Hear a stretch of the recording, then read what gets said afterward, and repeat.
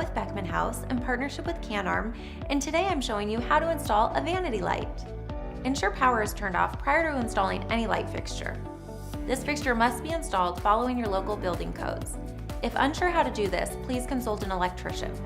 Unbox the product and ensure you have the instructions and are not missing any pieces. Attach Easy Connect bracket to wall electrical box.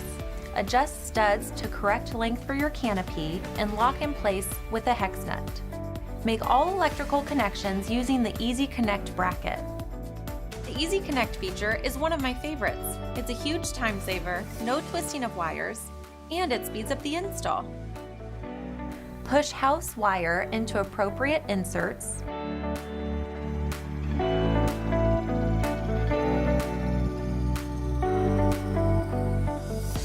Push fixture wires into correct inserts.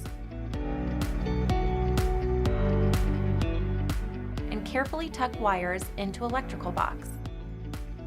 Mount fixture using star washers and cap nuts.